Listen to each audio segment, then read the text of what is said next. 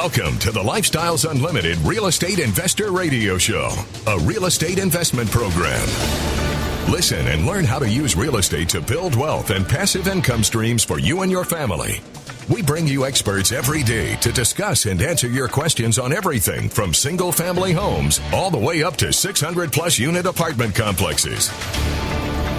And now, the Lifestyles Unlimited Real Estate Investor Radio Show.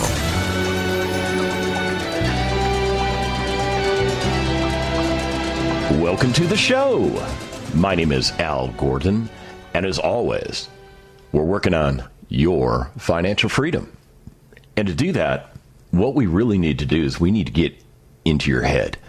We need to get into that gray matter between your ears. You know, that thing that drives everything that you do? You know, that place where, if you think about it, where is it in your body that you feel what you are resides? And for me, it's in the mind. Yeah, the mind is where everything kind of collects. It's where all the electrical signals, move from synapses to synapses, and it basically controls the rest of the body. It's the thing that drives you. Your mind drives you. Now, there are involuntary and voluntary things that your mind controls. You heard me correctly. Now, the involuntary stuff, that's the stuff your body and your mind have agreed that you do not get to mess with. Things like making sure your heart beats, making sure you breathe air, making sure that the waste in your body is properly processed and removed while the nutrients are absorbed. See, all that stuff goes on in your body, and your mind actually controls all of that. Those are the involuntary things, the things you should not mess with. Now, there are voluntary things that occur in your mind. This is all the stuff you get to play with. This is all the things that ultimately make up the rest of you. This is where your free will resides. This is where you take input from the world, you process it, and then you go about your business. And for most of you, you did exactly what I did throughout my life. Let me explain it to you. When we were young, very young, let's take you all the way back to where, maybe to a date that you barely remember. I mean, go as far back in your mind as you can go to a date so far back, to that distant memory, that one thing that kind of resonates as the first thought that made a significant impression upon your mind. And from that point of consciousness, from that point of self-actualization, okay, Maslow, I might have butchered your stuff there, but from that point until now, your mind has been at work. Your mind has been processing information that was given to you by other people, information that was given to you by the world, maybe even information that was given to you by God himself. All of these things get processed in your mind, and you have to make decisions. You have to take that input and make a decision on how you're going to proceed with your life. Life today is so much different than it was, say, 100 years ago or 200 years ago or 300 years. You know where I'm going with this. Society has found ways to create improvements in the living conditions of our lives. I mean, think about it. We live our lives better than kings did in the Middle Ages. They didn't have flush toilets. They didn't have air conditioning.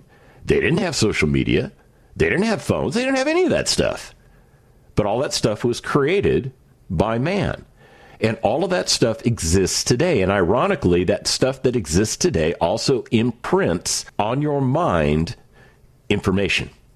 Information that you either will choose to accept or information you will choose to reject. Now, something else goes on in your mind. You ready for this? It's a concept called the belief system. Yeah, it's a belief system.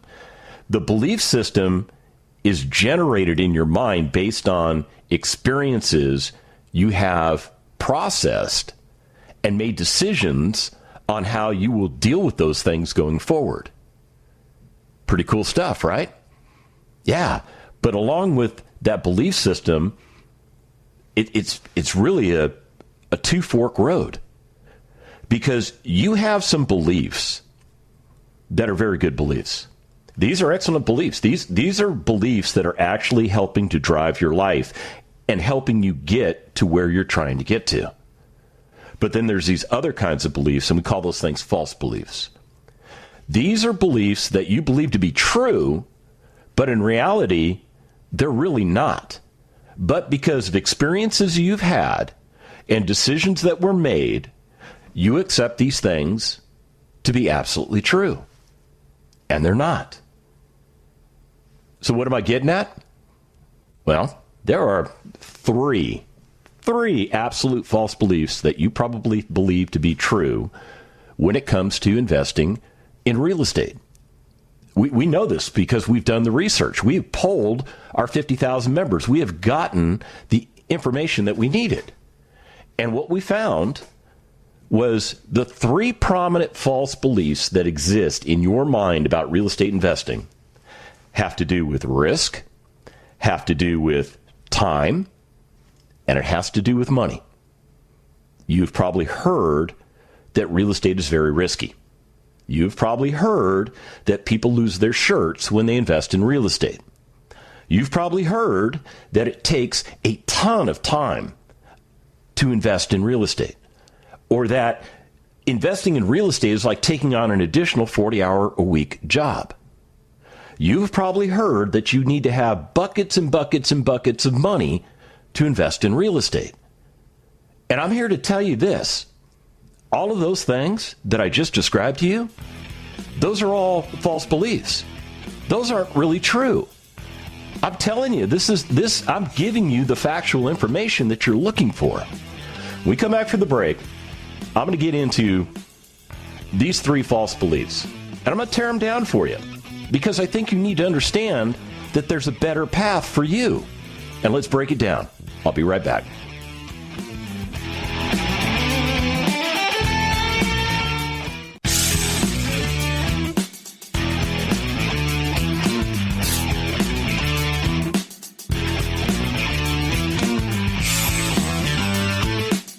Welcome back to the Lifestyles Unlimited Real Estate Investor Radio Show.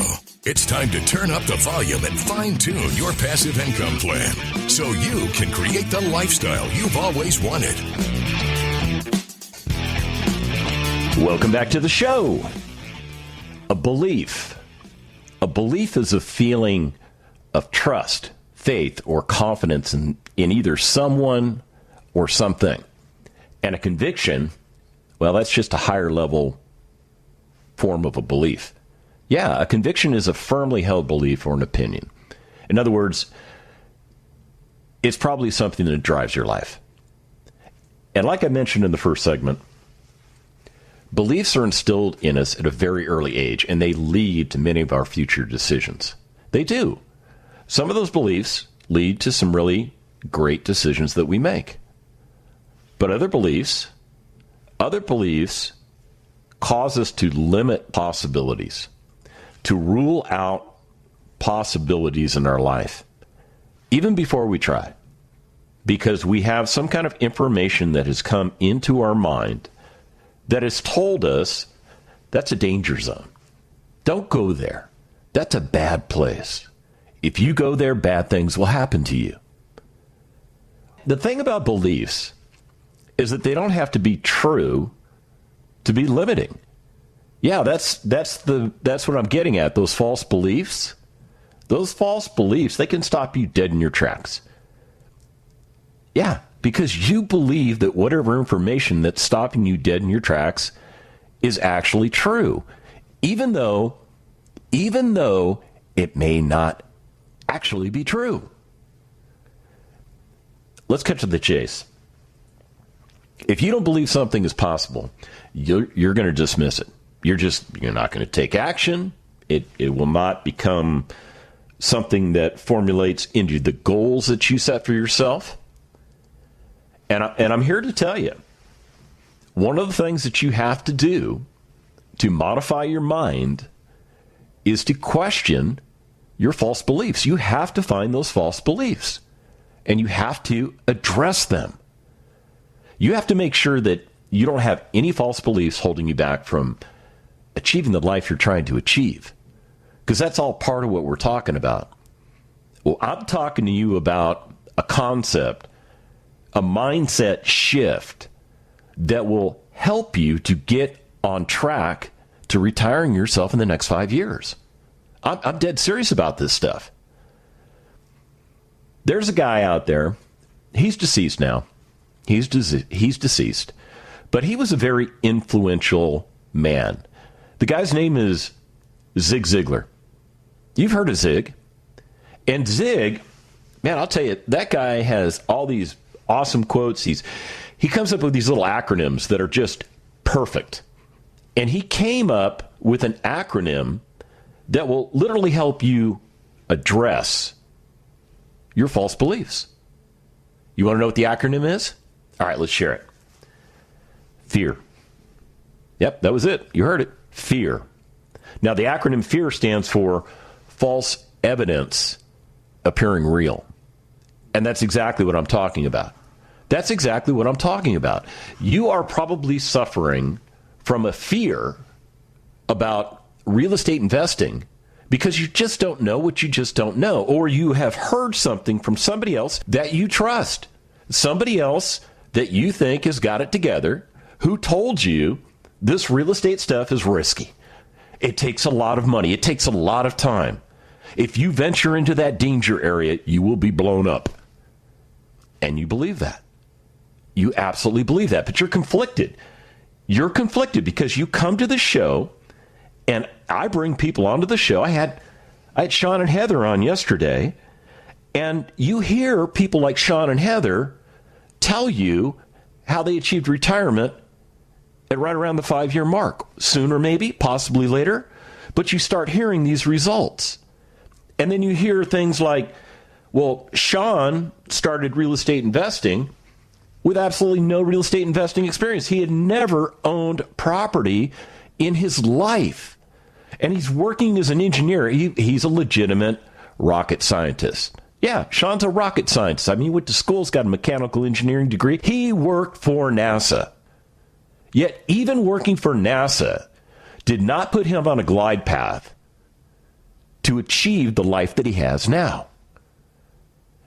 And Sean came to Lifestyles Unlimited specifically to break that painful path that he had been following his entire life. You know, working until he's 60, maybe 70, trying to build up that 401k, hoping he has enough money to live off of in old age, praying that Social Security will show up at some point like the cavalry shows up. Sean was smart enough to realize that stuff is nonsense. Actually, that stuff is a false belief. And if you believe in that system, you are setting yourself up for failure. You heard me correctly. You are setting yourself up for failure. So Sean comes to Lifestyles Unlimited, and what's the first thing he does as a member? Does he go out and buy a house for himself? No, not at all. He went out and bought not one, but 2 distressed assets that he remediated and put back into service and made those assets available for a family that was looking for clean, functional workforce housing that wanted something nice that didn't want to pay through the nose for it. That's what Sean delivered. So Sean didn't even buy himself his own principal residence until he had bought some investment property. And I will tell you this. Now, what you did not hear on yesterday's show was the conversation Sean and I had in the background between segments.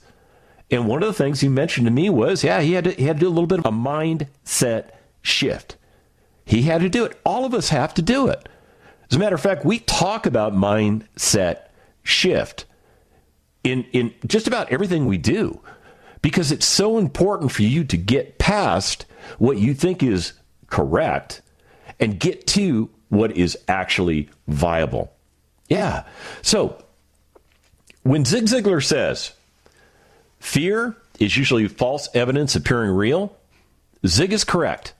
Zig is in the Gets It Club. Now, let's talk about risk. Because this is the one that everybody says is true. Real estate is the most risky of investments. It is risky.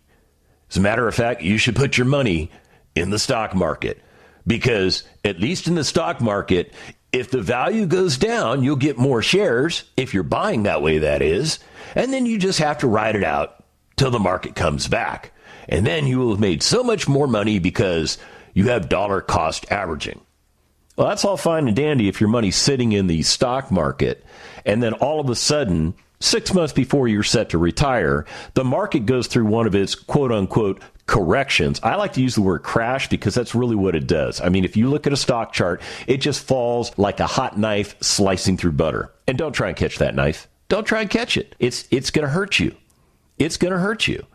And I will tell you this, back in 2007 and 2008, a lot of people were in that position. They were in that position where they were riding the stock market. Everything was good. They were looking forward to retirement. 6 months before retirement, boosh, all of a sudden 40, 50, 60% of the value of their assets went away, and they were unable to retire. Now that, to me, is risky.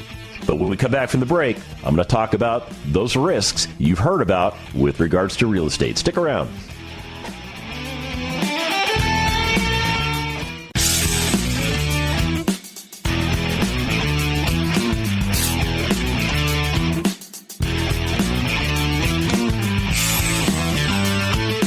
We're back with the Lifestyles Unlimited Real Estate Investor Radio Show. We're here to answer your questions and help you become financially free. Welcome back to the show. All right, so as promised, I'm going to get into these three risks. Well, let me back up a step. I'm going to get into these false beliefs, and the first one is risk. And there's like three prominent things that come to mind when we talk about risk with real estate. Stuff that I've heard throughout my lifetime, stuff that I have heard from other people. Some of those people I trusted. Some of those people I didn't necessarily trust. But it was still information coming in. And when it comes to risk, let's just be clear.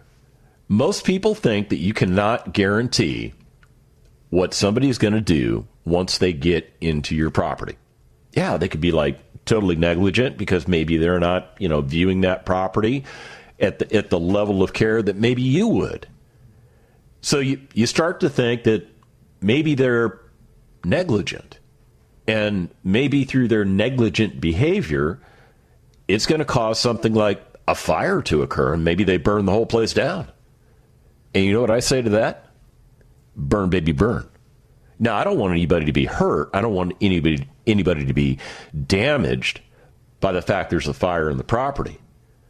But I will tell you this. The peril that everybody thinks you need to be worried about is having something like a fire occur in your property, because it's going to take that property offline. All of a sudden, that property is, a portion or all of it's going to burn down, right? And you're thinking, how do I make money if the thing's burned down? Well, we use a concept called leverage.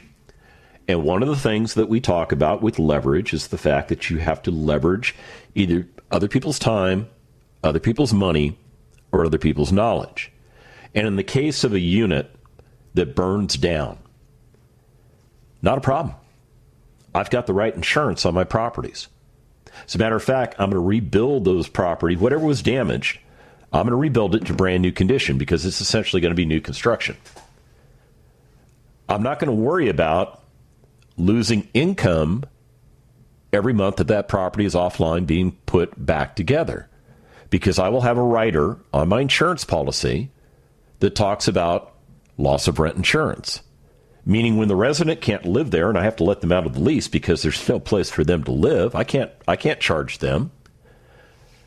The insurance company will make a payment to me as if that resident were in place, and they will continue to do so until I get that property back online, I get my certificates of occupancy, and I can put new residents in place. Now, the other interesting thing about having a fire in your property, and I think Heather brought it up yesterday on yesterday's show. They said they had 8 or 16 units that burned on one of the properties that they were buying. And ironically, when they rebuilt those units, they built them to brand new building codes. So you've got a section of the apartment community that's newer than the rest. And as a result of that newer section actually commands a premium because it has nicer amenities and more safety features than the rest of the apartment building, which was built a little bit earlier. So they're able to charge higher rents for that improved property. Yeah. Okay, so what about those tenants? You've heard the stories about tenants like leaving in the middle of the night. That's it. Okay, we're out of here. We're going to tear the place up and we're going to leave. I've never experienced that. Because what I do is I stringently screen anybody and everybody that wants to rent one of my properties. Now, I follow all fair housing laws. I have strict standards that I utilize to determine whether or not somebody qualifies to go into a business relationship with me. So as a result of that, and because I follow the best product at the best price model, it attracts the best people. Meaning that when I put my product out into the inventory of available products, the people that come and look at that product say, hey, this is nicer than anything else I've looked at, and I really would like to call this place home. And I'm like, cool. I'm looking for people that pay on time, take care of the property, and keep me informed if something is wrong. And that pretty much allows me to bring in the best people to reside in my properties. Now, another thing that you've probably heard is that once you buy a property, everything's going to break. It's all going to break. You've heard all the stories. You know, your uncle went and bought a property, they put a resident in there, and then all of a sudden the air conditioner went out. And he spent a bunch of money to fix that. And then there was a problem with the plumbing. And he spent a bunch of money to fix that. And then there was a problem with, it just goes on and on and on. See, in that particular scenario, that is somebody that does not really know how to acquire real estate. See, what you really need to do is look at the asset. And instead of just buying the asset and then dealing with whatever comes up, you go through that asset with a fine-tooth comb. Yeah, you look at everything, every system in that house, every structural component in that house. You make a determination as to whether or not they have a lifespan of 5 or more years. I like to look at a 5 to 7 year lifespan. If something in that house, if something is telling me that it will not last that 5 to 7 years, it goes on my punch list, which creates my scope of work that I hand to my general contractor. And basically, what I identify is that, okay, the water heater, it's too old. It probably does not have, based on its current age, it probably doesn't have a lifespan of 5 to 7 years. So I factor in a cost to replace that. And then maybe the roof is bad. Maybe I need to put a new 30-year roof on that. So I work a cost for that. And maybe there's foundation problems. So I have my foundation guy come out and give me an estimate for what it's going to take to fix that. So once I have all of my costs assembled to remediate that property, I just plug all that into my analysis spreadsheet. It's not a big spreadsheet. It's an easy spreadsheet that I use. That I kind of built it myself. And I determined right there on the spot whether or not I want to be in the deal or I don't. Yeah.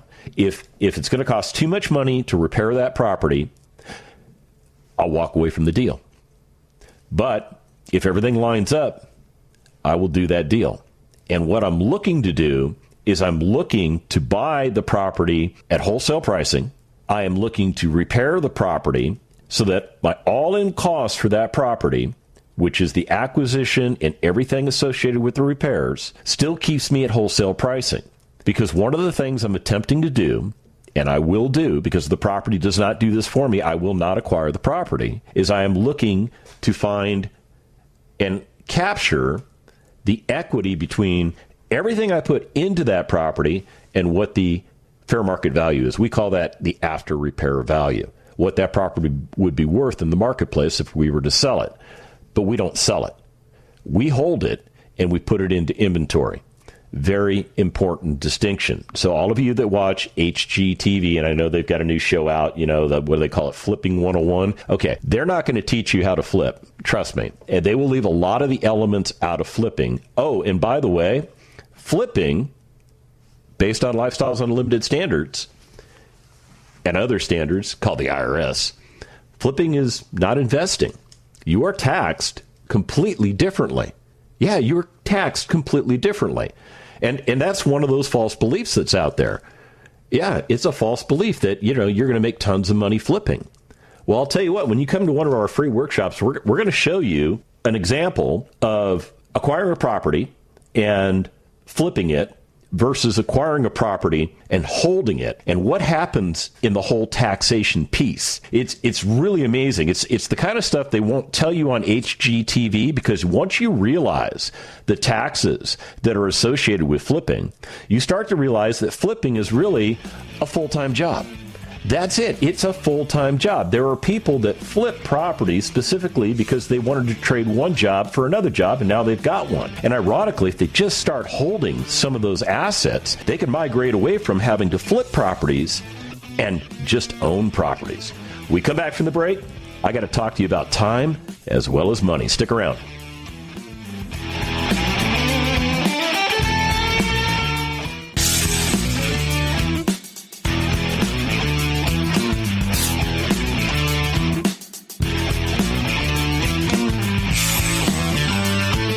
Welcome back to the Lifestyles Unlimited Real Estate Investor Radio Show. Now, let's get back to your map to financial freedom.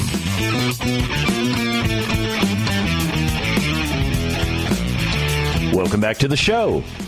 All right, so we talked about the false belief that real estate is very risky. It's a false belief. When you know how to do it correctly, you take the risk out of it. You do. Most of the risk associated with investing incorrectly in real estate is based on the fact that the people that didn't know something that was important for them to know, and therefore they made a decision that took them down a path that got them to a result they were not happy with. And that's what occurs. And that's how all these risk stories about real estate come into being.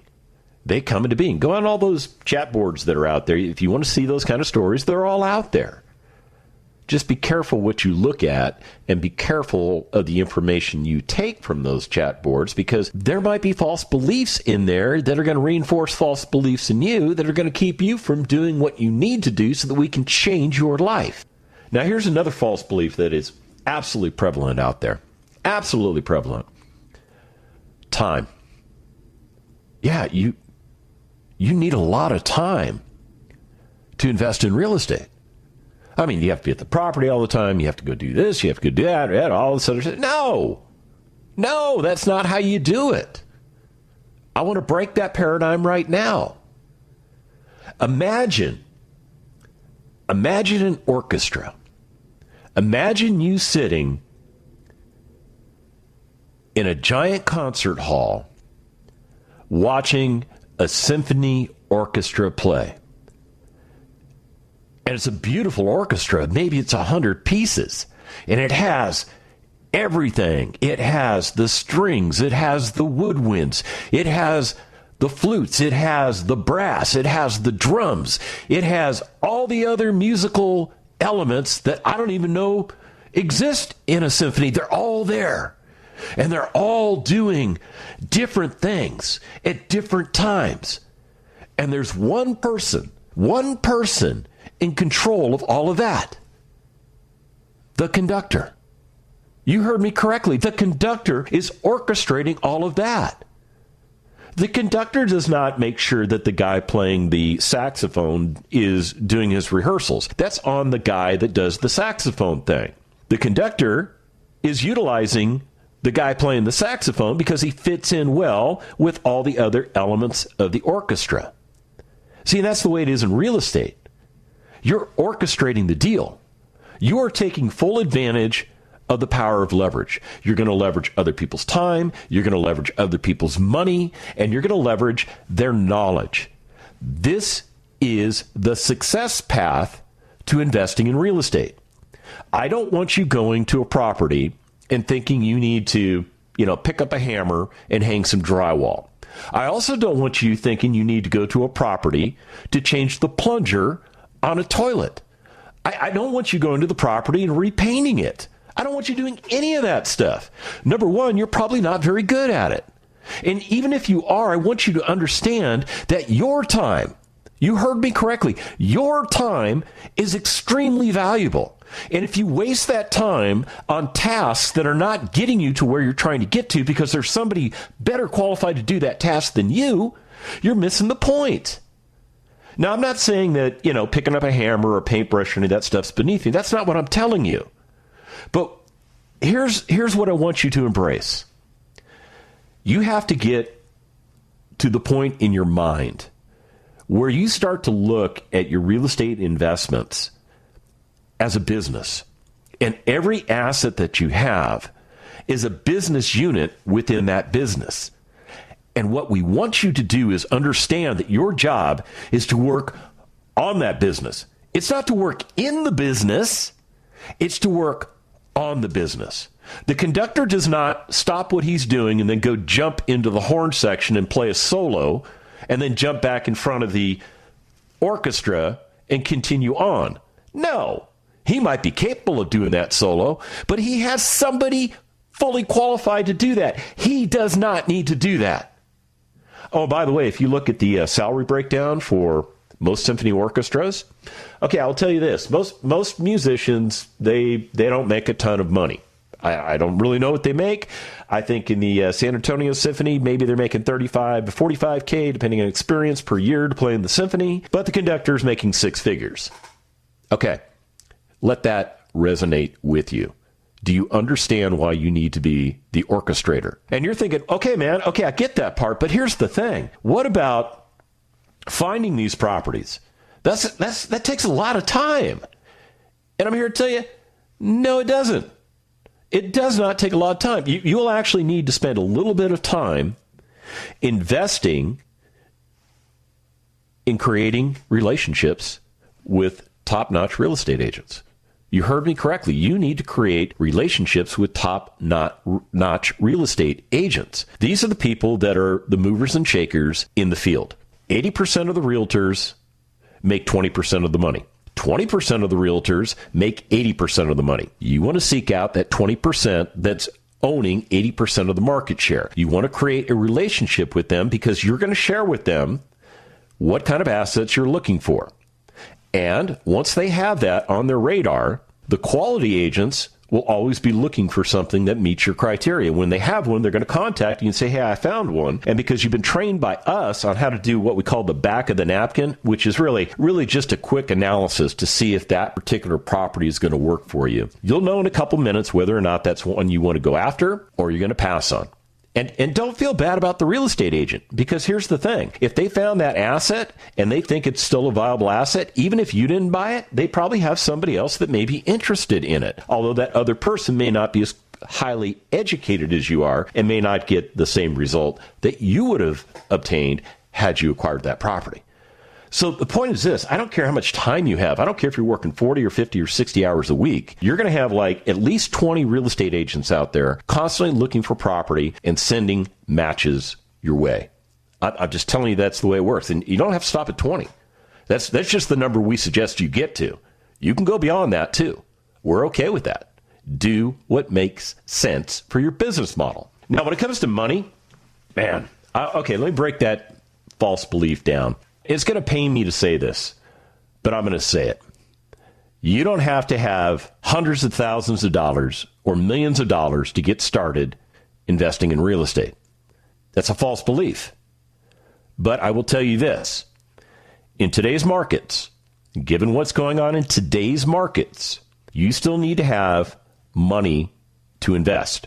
There are such things as zero money down deals. They actually exist in today's marketplace, but they're kind of like the pink elephant. Yeah, they don't show up very often. And the other thing you need to understand is part of the reason some of our members are able to achieve a no money down or a no cash out of pocket is what I really should say. A no cash out of pocket deal is because they understand how to buy correctly. They understood how to leverage the purchase as well as some, if not all, of the repair costs by using a hard money asset. And they're not afraid of something called a hard money asset, which you've probably heard is like the devil. It is not the devil. It is a means to an end. It's an opportunity for you to use and leverage other people's money so that you keep your cash outlays to a minimum. Oh, and by the way, the smaller the amount of money that you ultimately put into a property will, in return, create better returns for you. That's the way it works. And that's part of the reason we leverage our properties. In other words, we do not go and buy properties for all cash. We don't do it that way. We just don't. We will put leverage on the finished product. We will clear the hard money loan. We will put conventional financing on the property. And part of the reason we do that has to do with the taxation of real estate. See, the profits that you'll make on a monthly basis, let's say they're $400 a month, that $400 is going to be offset by the depreciation that comes off of this property because the IRS, it's all in the tax code. The IRS says you will take a depreciation amount, which is basically taking the value of the property minus the land cost and dividing it by 27 and a half years. And that's the amount of annual depreciation you get to take. When you are properly leveraged with a conventional loan, you will find that some, if not all, of that depreciation is going to offset the income that you take on that property. And as a result, you will have a very small or a zero tax liability. So I will tell you, if you have absolutely no money, you need to start saving some money up. You need to start putting some money aside. You need to start changing some of your behaviors now so that you can start setting money aside so that we can get you going in this process. And it takes one property for you to get started. If you want the rest of the story, I am more than happy to share it with you. As a matter of fact, the easiest way for you to get the rest of the story is to check out one of our free workshops. Go to lifestylesunlimitedworkshop.com. When you get there, pick a workshop that works for you, and then when the time comes, attend, take note, and change your mindset.